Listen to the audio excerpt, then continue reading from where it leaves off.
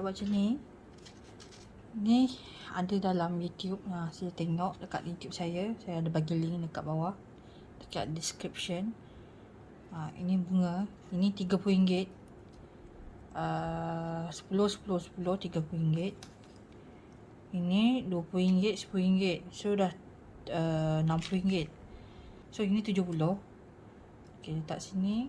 So kalau yang balance tu boleh buat macam ni. Okay, 50. Okay, buat 50 skeping macam ni. Kalau 30 boleh buat macam ni. Kalau 20 buat macam ni. Kalau RM10 skeping boleh buat macam ni. Ikut kreativiti. Okay, ini lepas tu letak double tip belakang dia. Macam tu.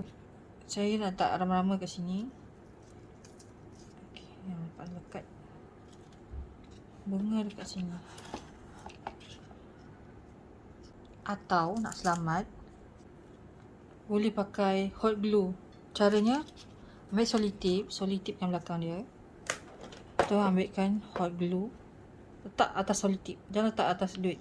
Letak atas solitip. Okay. Letak atas solitip.